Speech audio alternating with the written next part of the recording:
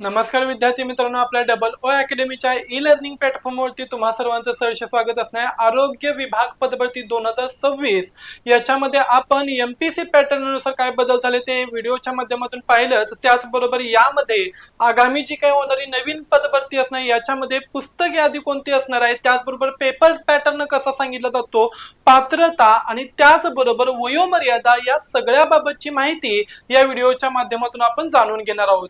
चला तर मग जाणून घेऊया याबाबतची संपूर्ण माहिती.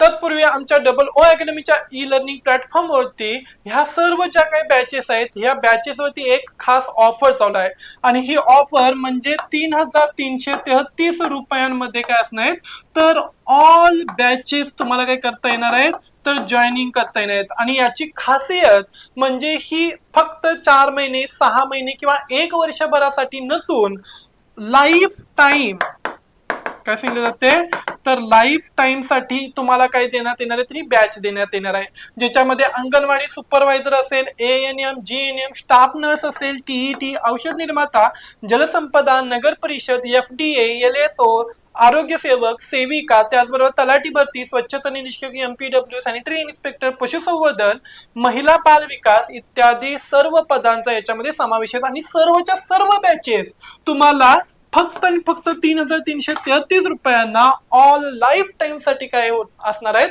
तर जॉईनिंग करता येणार आहेत. तर या सुवर्ण संधीचा कोणीही काय करू नका, तर जी काही सुवर्ण संधी आहे ही हातची सुवर्ण संधी कुणीही सोडू नका. जवळचे मित्र असतील, नातलग असतील, घरातील भाऊ बहीण असतील, भावंडे असतील, या सर्वांच्या पर्यंत ही माहिती पोहोचवा आणि त्यांना कोणती पण बॅच आणि सर्वच बॅचेस सुद्धा काय करू शकताय तर तुम्ही त्यांना जॉईनिंग करून देऊ शकताय. चला तर मग या व्हिडिओच्या माध्यमातून जाणून घेऊया आपण जे काय असणार आरोग्य पदभरती असणार त्याच्यामध्ये तांत्रिक विभाग जो काय आहे, ओके, नर्सिंग कोर्स याच्यामध्ये प्रश्नपत्रिका जो काही पेपर पॅटर्न आहे तो सगळ्यात अगोदर समजून घेऊया याच्यामध्ये. ओके, बघा पेपर पॅटर्न काय सांगितलं जातो या ठिकाणी, तर यामध्ये टेक्निकल म्हणजे 40 प्रश्न असणार आहेत. तांत्रिक विभागावरती किती सांगितलं जातात तर 40 प्रश्न असणार आहेत.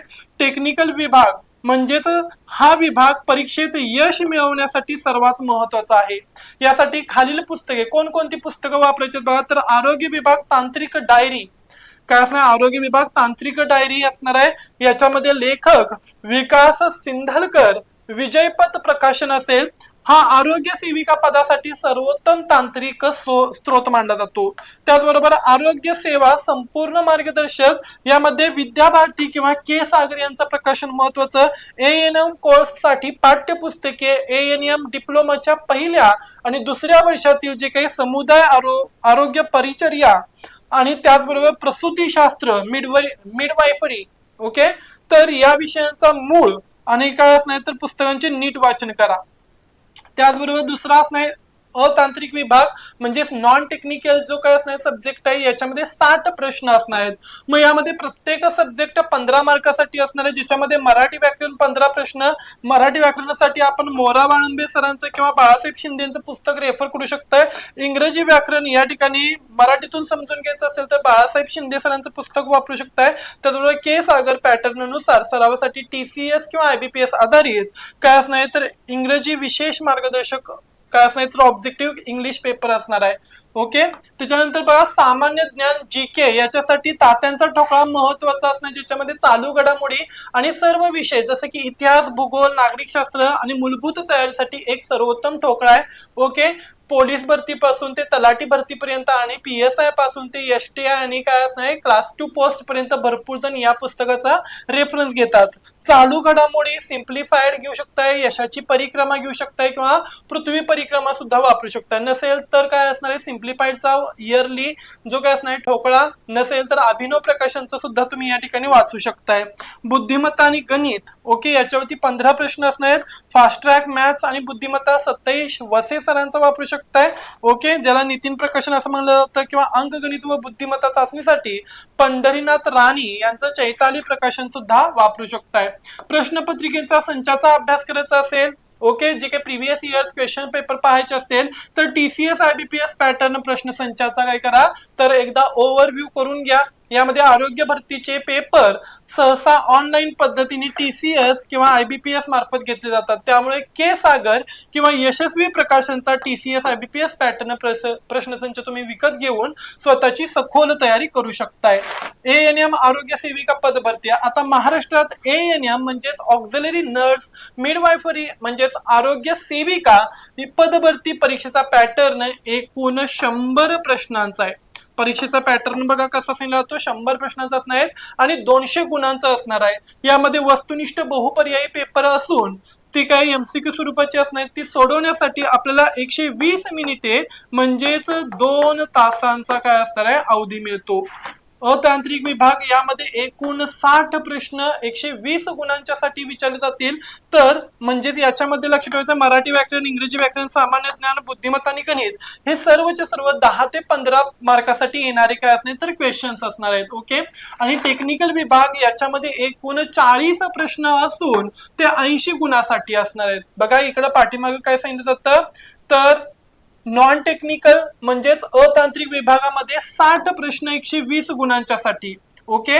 आणि टेक्निकल विभागामध्ये 40 प्रश्न 80 गुणांसाठी. म्हणजेच एक प्रश्न किती असणार आहे, किती गुणांसाठी असणार आहे 2 गुणांच्या साठी असणार आहे. ओके. ज्याच्यामध्ये कम्युनिटी हेल्थ नर्सिंग असेल, हेल्थ प्रमोशन्स अँड न्यूट्रिशन असेल, प्रायमरी हेल्थ केअर नर्सिंग असेल, चाइल्ड हेल्थ नर्सिंग असेल आणि मिडवायफरी.